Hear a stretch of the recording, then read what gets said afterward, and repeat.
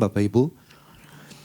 Pagi hari ini kembali kita merenungkan apa yang menjadi pesan Tuhan buat kita minggu ini yang sudah disampaikan pada hari Selasa oleh Bapak Gembala. Dan juga kemarin Saudara Marbun juga sudah menambahkan. Judulnya adalah jangan pernah ragu, lakukan apa yang harus dilakukan. Kita buka dulu ayatnya yang menjadi ayat dasarnya di dalam Nehemia pasal yang kedua, ayat yang ke-18. Ya, saya bacakan untuk Bapak Ibu semua. Ketika ku beritahukan kepada mereka betapa murahnya tangan Allahku yang melindungi aku, dan juga apa yang dikatakan Raja kepadaku, berkatalah mereka, kami siap untuk membangun. Dan dengan sekuat tenaga mereka mulai melakukan pekerjaan yang baik itu. Bapak Ibu, kalau kita renungkan kenapa Tuhan sampai memberikan pesan ini ya. Jelas kalau kita baca kembali di warta inti pesan Tuhannya, dikatakan begini, Tuhan mendapati adanya orang-orang percaya yang mulai ragu dan kehilangan semangat. Jadi di sini kita perlu untuk introspeksi lagi. Apakah tanpa disadari ternyata mungkin kita mulai udah kehilangan semangat dalam pengiringan kepada Tuhan. Apakah kita udah mulai ragu akan janji-janji Tuhan. Ketika mungkin kita berdoa belum juga terlihat ya ada tanda-tanda sesuatu yang akan digenapi dan lain sebagainya. Dan masih banyak lagi yang mungkin terjadi ya bagi setiap orang percaya. Jadi di sini kita diingatkan untuk kita cek lagi. Jangan kita merasa diri kita tuh baik-baik aja. Merasa aman-aman aja. Atau kalau mungkin kalau sedang mengalami daripada nanti ketahuan atau takut dikatai orang, lebih baik udahlah ditutupi aja, disembunyikan aja. Nggak bisa seperti itu. Karena apa? Karena ketika ada keraguan dalam diri seorang pemercaya, maka itu kan dijelaskan. Keraguan itu bisa terjadi ketika di awal pengiringan kepada Tuhan, atau mungkin juga ketika ada di pertengahan pengiringan kepada Tuhan, bahkan bisa juga ketika mungkin tinggal sedikit lagi, selangkah lagi ya untuk bisa menerima janji Tuhan, orang udah keburu ragu. Nah, tentu ini menjadi perenungan buat kita sama-sama lewat pesan Tuhan ini. Keraguan-raguan dalam mengiring Tuhan apabila dibiarkan, maka lambat laun akan membuat seorang pemercaya mulai kehilangan semangat. Bahkan dikatakan kehilangan arah dan tujuan utama pemilihan Tuhan atas dirinya. Nah, kemarin di Komsel juga kan kita belajar ya membahas pesan Tuhan ini. Apa yang dimaksud dengan keraguan ini kan ini bukan meragukan akan kuasa dan keberadaan Tuhan. Tapi karena yang dimaksud di sini adalah keraguan yang dimaksud ini lebih kepada keraguan karena adanya ketidakpastian. Ketidakpastian dalam penantian. Dalam penantian. Jadi ketika orang sedang mengalami pergumulan atau ketika dari awal dia berdoa ingin mengalami satu pemulihan tapi belum dalam penantian itu belum terlihat sesuatu dan dia merasa bahwa dia saat ini sudah berjalan atau dia sedang mengikuti atau berjalan bersama dengan Tuhan. Nah, kita perlu cek lagi. Apakah kita benar-benar mengiring Tuhan itu benar-benar mengikuti kehendaknya? Apakah apa yang kita lakukan itu seturut dengan kehendaknya? Jangan-jangan justru kita hanya merasa aja. Nah, kita perlu untuk cek lagi. Nah, kemarin kan di Komsel juga kita bahas tentang bagaimana seorang Yohanes Pembaptis. Yohanes Pembaptis kita tahu dia adalah orang yang diutus untuk mempersiapkan jalan bagi kedatangan Kristus. Dia orang yang boleh dikatakan berani untuk menyatakan yang namanya kebenaran. Berani untuk berkata dengan tegas, menegur orang ketika orang itu salah. Sampai kan akhirnya dia di penjara. Karena apa? Karena dia benar-benar berpegang kepada kebenaran. Dia nggak takut dengan hal tersebut. Dan dia juga adalah pribadi yang membaptis Yesus. Cuma orang kan melihat keberadaan Yohanes Pembaptis ini kan orang ada yang mengatakan, wah dia tuh kayaknya Elia. Oh dia itu kayaknya Mesias. Tapi dia sudah jelaskan. Ya, dia sudah jelaskan semuanya itu. Nah, tapi karena ada sesuatu yang mungkin orang pernah ucapkan bahwa oh ternyata Yohanes itu dianggap seperti Elia. Yohanes mungkin dia membandingkan kenapa kalau dia sampai ditangkap, dia mungkin melihat pribadi Yesus adalah pribadi yang benar-benar dia adalah Mesias. Pribadi yang dia yakin akan menegakkan yang namanya kebenaran melanjut apa yang Yohanes sudah persiapkan. Tapi kemudian ketika mungkin dia mendengar, oh ternyata Yesus mengajar sesuatu yang berbeda. Kalau dia kan, kalau ada sesuatu dia berkata dengan langsung tegur dengan beraninya. Tapi Yesus mengajar dengan lemah lembut. Yesus memulihkan, menyembuhkan dan sebagainya. Makanya kan kalau Bapak Ibu kemarin melihat di dalam Matius pasal yang ke-11 ya, kita buka aja sebentar. Ini kan kalau kita renungkan lagi kan menarik, nanti Bapak Ibu bisa renungkan lagi di rumah. Ya kalau mungkin kemarin di Komsel waktunya singkat, Bapak Ibu bisa renungkan, bisa cari tentang Yohanes Pembaptis ini. Apa yang terjadi dan sampai kemudian bagaimana Yohanes Pembaptis ini meninggal. Ya matinya itu kan bagaimana kepalanya dipenggal seperti itu. Nah itu kan sesuatu yang kadang-kadang bisa saja terjadi. Tapi di situ kita melihat kenapa sampai muncul ada sebuah keraguan. Di dalam Matius pasal yang ke-11 di situ dikatakan, lalu menyuruh murid-muridnya bertanya kepadanya, engkaukah yang akan datang itu?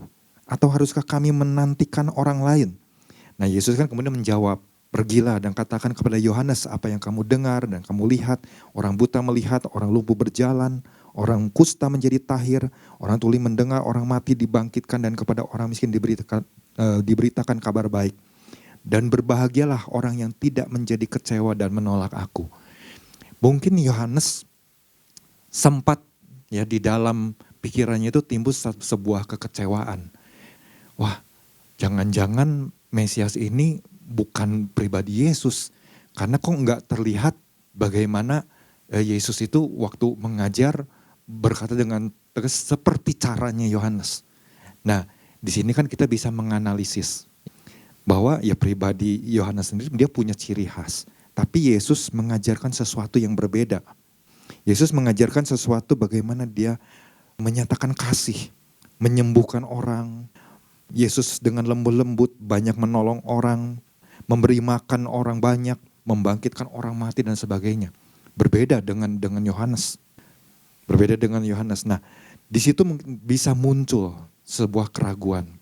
Wah, jangan-jangan penantian saya akan pribadi Mesias ini, di mana pribadi Allah sudah mengutus dia untuk datang ke bumi lebih dulu, jangan-jangan pikirannya itu salah. Tetapi Yohanes dia tidak mau berlama-lama pikirannya ini dikuasai dengan segala keraguan atau kebimbangan. Dia segera cari cara, makanya dia waktu ada murid-murid datang, dia langsung minta tolong, tanyakan kepada Yesus. Nah waktu Yesus sudah menyampaikan hal tersebut, dia yakin. Karena apa? Kalau kita baca, bandingkan dengan di dalam kitab Perjanjian Lama, di situ di dalam kitab Yesaya, itu kan ada bagaimana sudah dinubuatkan. Sudah dinubuatkan. Kita bisa lihat di dalam Yesaya pasal yang ke-35 dulu. Di sini Yesaya pasal 29 juga ada. Tapi kita buka satu pasal aja. Di pasal yang ke-35, ayat yang ke-5, di situ dikatakan, pada waktu itu mata orang-orang buta akan dicelikan dan telinga orang-orang tuli akan dibuka. Pada waktu itu orang lumpuh akan melompat seperti rusa dan mulut orang bisu akan bersorak-sorai dan seterusnya. Nah, itu kan bagaimana setidaknya pribadi Yohanes ini dia tahu, oh ternyata memang itulah yang dilakukan oleh pribadi Yesus. Bahkan Yesus menambahkan bahwa orang yang kusta aja ditahirkan. Kemudian orang yang mati aja dibangkitkan. Itu adalah untuk menyatakan kepada Yohanes bahwa Yesus dialah pribadi Mesias. Dan itu membuat akhirnya Yohanes di dalam pengharapan dia kan, setidaknya kalau dulu mungkin Elia waktu dia mengalami masalah tapi Tuhan tolong. Tapi kenapa mungkin pada saat ini waktu dia ada di penjara karena dia kan menegur pribadi Herodes. Nah ini dia gak ngalami pertolongan. Setidak-tidaknya mungkin dia merasa, wah kalau ada Yesus setidaknya Yesus akan tolong dia. Dia keluar dari penjara. Bisa saja hal itu muncul. Tapi ternyata enggak. Sampai akhirnya dia dipenggal seperti itu. Apakah ada penyesalan? Tentu enggak. Ya saya yakin itu enggak. Tapi tugas dari seorang Yohanes Pembaptis, itu boleh dikatakan sudah selesai. Karena dia tetap memelihara imannya. Dia telah menyelesaikan tugasnya di muka bumi. Dan apakah Yesus mungkin marah dengan keraguan dari seorang Yohanes? Enggak.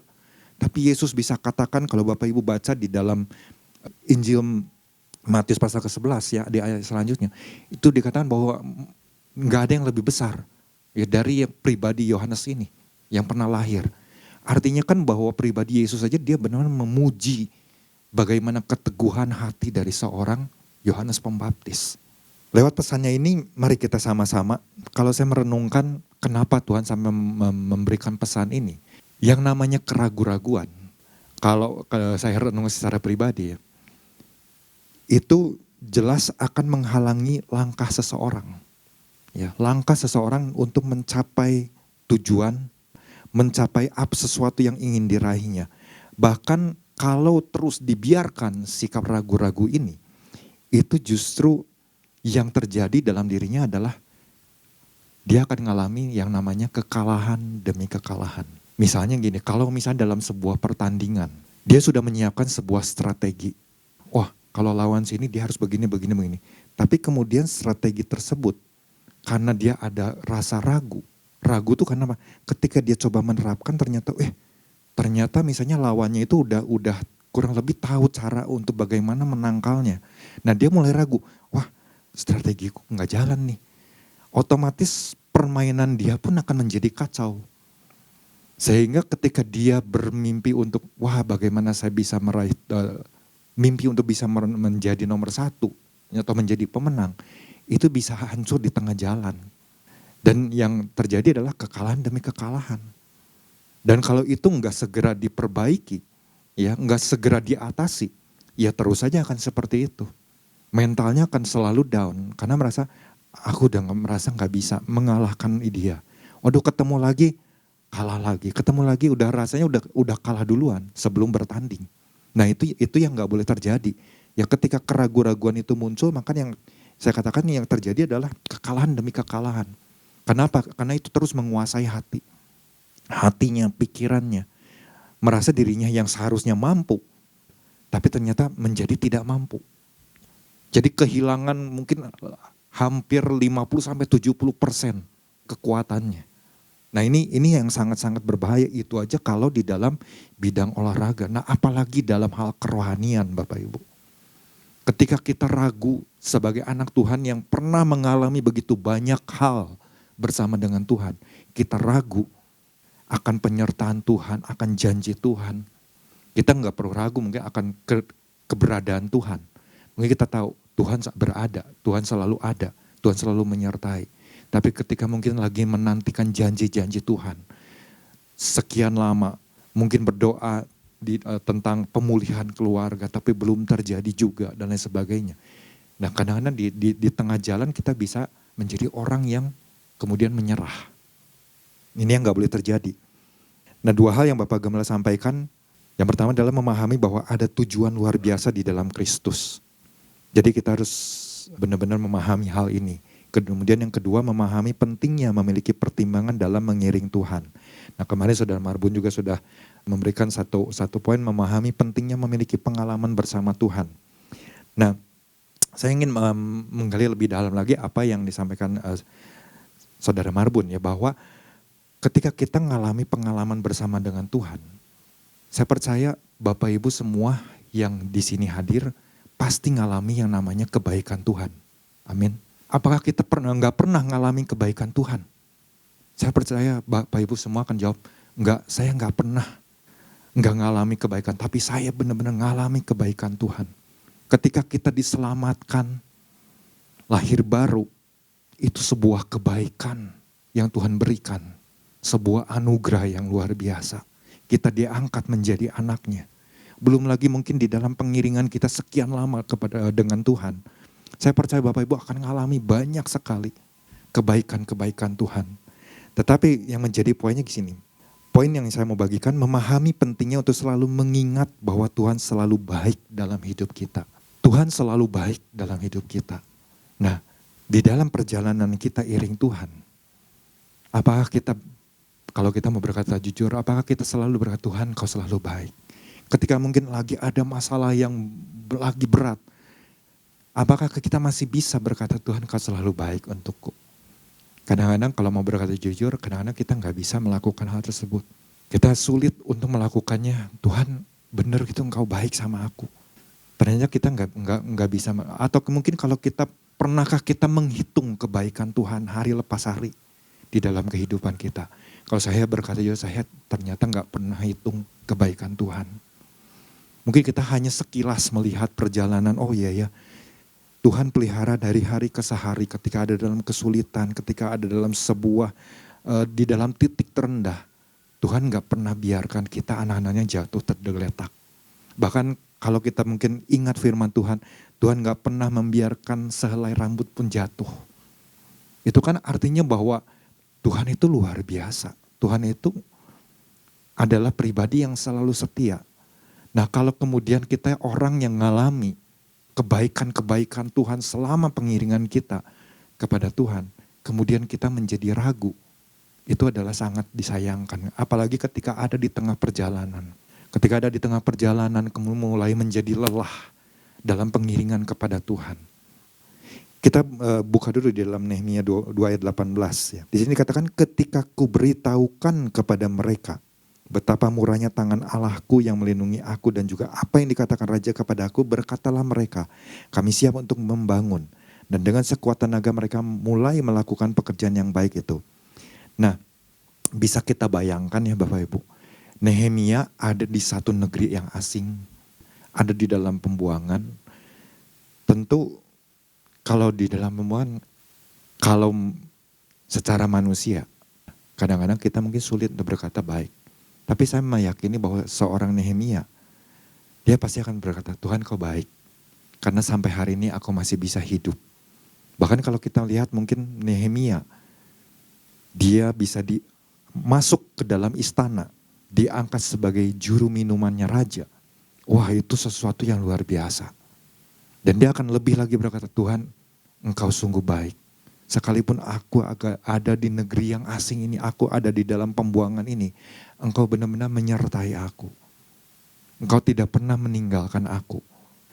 Kemudian bagaimana ketika dia ada di dalam sebuah kesesakan, dia melihat, aduh orang-orang yang keluar dari Mesir, kemudian mereka mengalami sebuah hal yang namanya dikatakan kesukaran yang besar. Bahkan menjadi celaan, orang-orang yang tercela.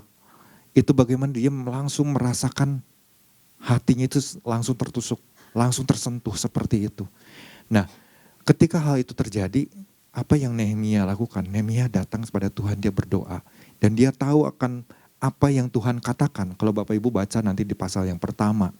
Itu kan Tuhan sudah jelas. Kalau orang yang benar-benar setia, orang-orang yang menurut akan perintah-perintah Tuhan, Tuhan akan pelihara. Tuhan gak pernah lalai. Nah, dan dia tahu kenapa hal itu mungkin bisa terjadi. Jangan-jangan ada orang-orang di bangsanya ini yang sudah melakukan dosa. Dan dia mau memikul itu, dia tanggung itu. Dia akui itu di hadapan Tuhan. Dia turut bersalah. Mungkin dia di sini Tuhan aku di sini hidup nyaman, tapi orang-orang di sana. Dan dia tahu tanggung jawab hal tersebut. Dia tapi tetap berkata, Tuhan engkau baik. Engkau sungguh baik. Bahkan ketika dia mungkin kemudian Raja Artashasta melihat bagaimana muka dari Nehemia gak berseri-seri lagi. Ada sesuatu yang terjadi. Dan kemudian bagaimana ketika sudah diungkapkan apa yang menjadi masalah dan Raja kemudian segera mendukung apa yang Nehemia mau lakukan. Itu kan sesuatu hal yang luar biasa. Yang gak pernah terpikirkan oleh seorang Nehemia yang cuma seorang juru minum. Itu adalah sesuatu hal yang bagaimana Nehemia melihat kebaikan demi kebaikan Tuhan. Sekalipun ada di dalam pembuangan. Nah hal itulah yang dikatakan di sini kan bagaimana dikatakan ketika ku beritahukan kepada mereka. Waktu dia mau memberitahukan tuh artinya Nehemia lagi mau menyatakan. Menyatakan ada satu sosok pribadi yang harus engkau ketahui. Ada satu pribadi yang harus engkau kenali. dengan baik. Yaitu pribadi Tuhan itu sendiri. Yang mana selama ini mungkin pada waktu benteng itu Yerusalem itu runtuh. Dan kemudian dia bertemu dengan orang-orang. Itulah yang dia lakukan. Dia lagi mau menyatakan ada satu pribadi loh. Dan engkau gak boleh melupakan dia, engkau gak boleh meragukan akan pribadi yang gak pernah meninggalkan. Karena kan dikatakan orang-orang ini udah dalam kesukaran yang besar. Kalau kesukaran yang besar berarti kan mungkin ada dalam satu titik terendah. Titik yang terendah. Seorang pemazmur Daud aja dia bilang, sekalipun aku ada dalam lembah yang gelap, aku gak takut karena Tuhan besertaku. Nah itu aja Daud aja tahu bagaimana Tuhan menyertai. Dan Daud gak menjadi takut, Daud gak menjadi ragu. Ini juga yang Nehemia coba untuk sampaikan bagaimana pengalaman dia. Dia melihat kebaikan demi kebaikan Tuhan atas hidupnya. Dan itu kan sesuatu yang kalau kita ngalami posisi kita ada di dalam posisi Nehemia, mungkin pertanyaan apakah kita bisa melakukan seperti itu? Belum tentu. Kita belum tentu berkata Tuhan kau baik, kau teramat baik. Kita akan mudah mengatakan ketika wah karena aku kan sudah diangkat, engkau baik Tuhan. Tapi ketika mungkin kita ada dalam satu titik dalam lembah yang kelam atau mungkin sedang dalam kesesakan yang begitu berat, nggak mudah, memang nggak mudah. Tapi kita harus belajar. Kita harus belajar untuk melakukannya. Nah, bagaimana supaya kita bisa mengingat bahwa Tuhan itu selalu baik di dalam kehidupan kita. Sehingga tidak membuat kita itu menjadi orang percaya yang hari-hari ini itu nggak kehilangan semangat.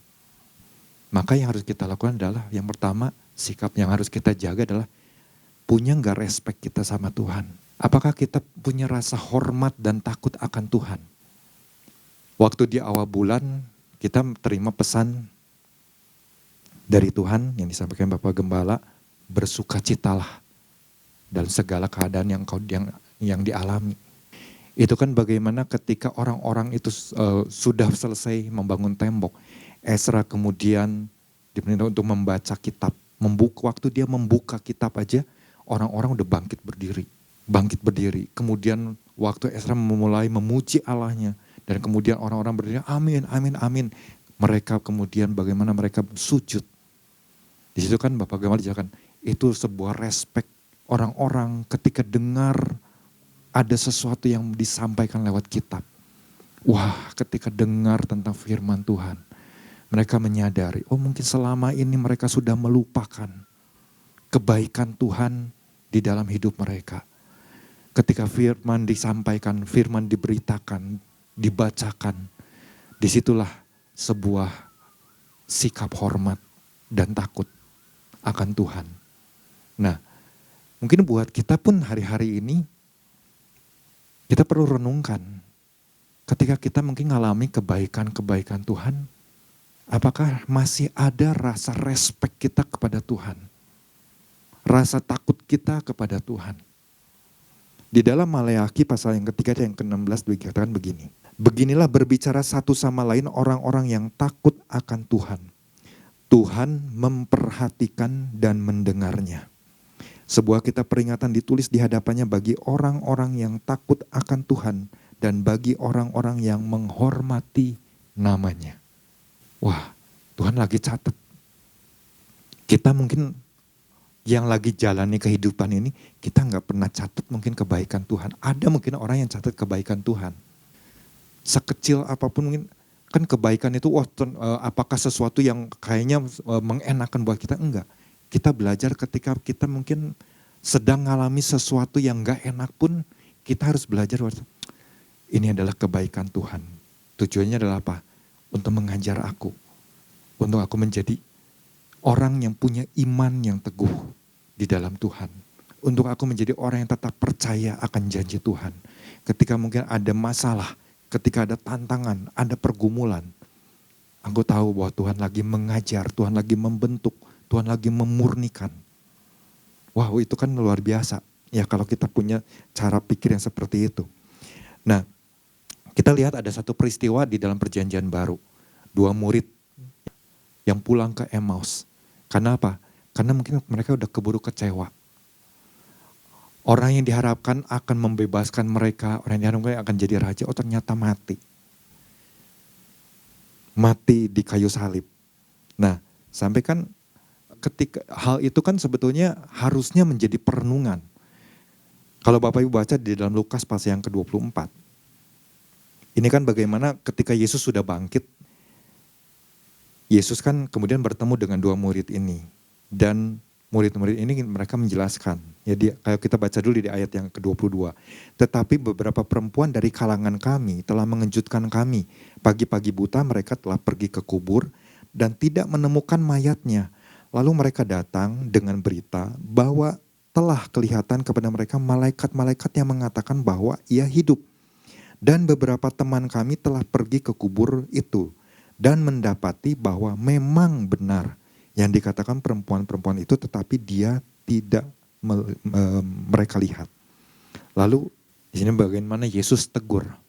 Jadi apa yang sudah mereka dengar ya dari orang-orang bahwa ada perempuan-perempuan yang melihat bahwa waktu mereka pergi ke kubur, ternyata Yesus sudah nggak ada, Yesus sudah bangkit. Juga ada murid-murid yang pergi dan betul. Tapi ketika dua orang ini udah dengar itu, seharusnya kan mereka menjadi pribadi yang udah gak ragu lagi, udah gak punya rasa kecewanya itu udah hilang. Wah, ternyata betul bangkit. Harusnya mereka itu kembali. Tapi di sini bagaimana Yesus tegur. Lalu ia berkata kepada mereka, hai kamu orang bodoh, betapa lambannya hatimu sehingga kamu tidak percaya segala sesuatu yang telah dikatakan para nabi. Nah dua orang ini berarti kan kalau gak percaya berarti kan ragu. Ragu akan apa yang dikatakan para nabi. Betul itu Yesus sudah bangkit. Ah udahlah pulang aja. Nah ini kan menjadi pembelajaran buat kita semua. Hari-hari ini. Mungkin ketika hari-hari ini ada begitu banyak berita-berita. Apa yang akan terjadi. Saya ingat waktu pertama dulu terjadi pandemi. Ini kan gereja bagaimana harus tetap berjalan membekali jemaat. Dan kemudian kami dari bagian apartemen musik harus tetap memperlengkapi. Kemudian juga Bapak Gembala menyampaikan pesan dan juga orang-orang yang berkhotbah juga tetap menyampaikan pesan. Saya nggak sengaja waktu melihat di YouTube ya. Kemudian ada satu komentar, berani-beraninya udah dilarang pemerintah, tapi masih juga melakukan. Saya katakan, kenapa saya harus ragu dengan kuasa Tuhan? Kenapa saya harus ragu dengan tugas yang diberikan oleh Bapak Gembala? Itu kan menjadi sebuah pertanyaan. Bagaimana dengan orang-orang di sana ketika mungkin pandemi lagi terjadi? Oh mungkin karena mereka mendengar ada orang-orang yang terdekat yang meninggal dan lain sebagainya. Saya sangat yakin bahwa kalau kita benar-benar mau berjalan seiring apa yang menjadi kehendak Tuhan, Tuhan pasti akan menopang kok. Tuhan pasti akan mendukung. Tuhan pasti akan mensupport. Gak akan pernah Tuhan membiarkan kita itu tiba-tiba menjadi orang yang karena udah melayani tahu-tahu mati. Misalnya seperti itu. Kalau saya misalnya dipanggil Tuhan meninggal, ya saya bersyukur. Kenapa? Karena tahu kembali ke rumah Bapa. Tapi saya tahu ada tugas yang harus dilakukan. Seorang Rasul Paulus saja berkata, adalah lebih baik kalau dia mungkin pergi ke rumah kembali ya kepada Bapa. Tapi dia tahu ada tugas dan tanggung jawab. Nah kalau dia misalnya ragu, ada tugas, aku lakukan enggak ya? Udahlah janganlah, lebih baik untuk diriku enggak. Dia enggak melakukan hal tersebut, tapi dia tetap menyelesaikan tugasnya. Nah ini kan yang dialami oleh dua murid ini. Bagaimana waktu mereka berkata, padahal kami dulu mengharapkan. Jadi dia benar-benar menantikan sebuah pengharapan bahwa ada pribadi yang datang untuk membebaskan bangsa Israel. Tapi kenyataannya kok gitu ya, mati ya.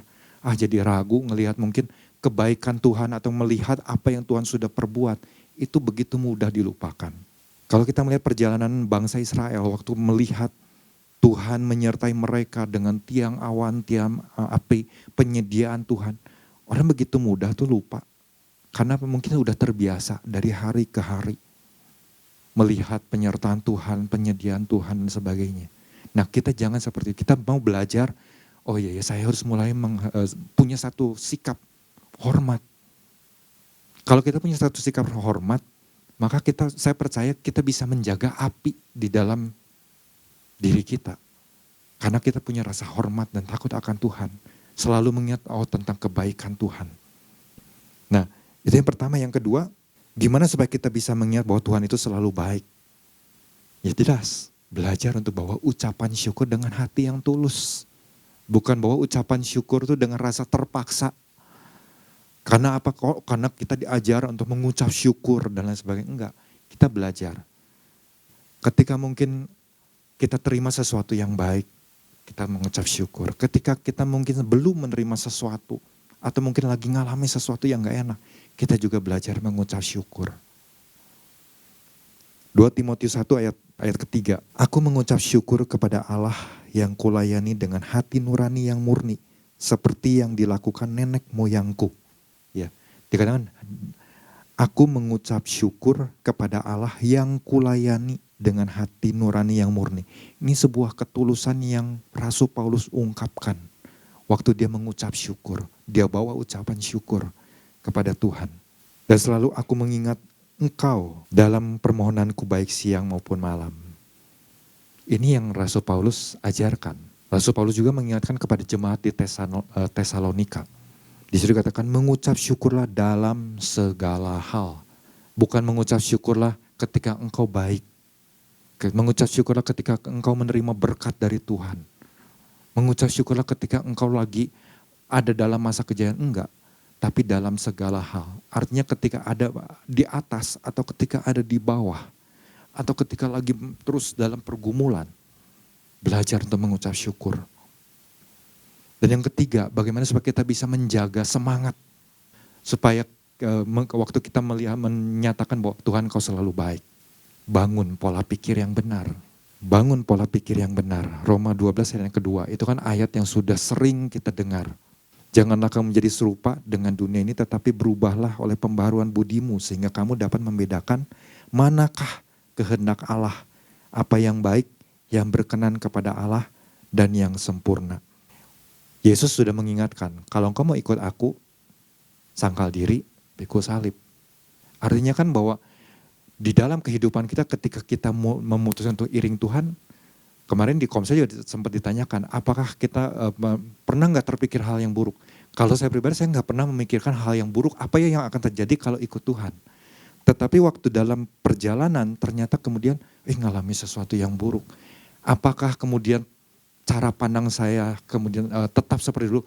Oh kok Tuhan kok bisa seperti itu? Loh kok Tuhan nggak memulihkan saya? Loh kok Tuhan nggak begini, nggak melakukan ini, nggak melakukan? Enggak. Tapi saya belajar. Kenapa saya bisa belajar hal itu? Karena saya menyerahkan diri kepada Tuhan. Tuhan, biarlah engkau yang tetapkan aku untuk tertanam di mana. Engkau yang menetapkan aku untuk boleh melayani di mana. Dan ketika dalam sebuah perjalanan, Tuhan kasih lihat, oh pada waktu itu benar-benar jelas gambaran di BRI, ya panggungnya sedemikian itu jelas. Dan disitulah saya memutuskan untuk tertanam di situ. Dari situ ya terus belajar mengikuti, dari mengikuti itu ketika terjadi hal yang buruk. Waktu itu baru bertobat, kena cacar air sekujur tubuh. Kalau mungkin saya berpikir enggak merubah cara pandang, cara pikir saya ikut Tuhan. Tuhan kenapa ya ikut Tuhan kok sekarang saya jadi sakit seperti ini? Apakah saya pada waktu itu pernah berpikir seperti ini? Enggak, sungguh saya justru bersyukur. Kenapa? Karena pada waktu saya mengalami itu Tuhan kasih firman. Waktu Tuhan kasih firman itu yang menjadi kekuatan. Itu yang membuat saya percaya kepada Tuhan, enggak ragu. Bahwa Tuhan kalau engkau sudah pilih engkau enggak pernah tinggalkan. Ketika mungkin adalah masa-masa kesesakan dan lain sebagainya dalam pengiringan Tuhan sekian tahun. Saya selalu, ya pokoknya gimana Tuhan aja lah. Itu yang selalu prinsipnya saya lakukan.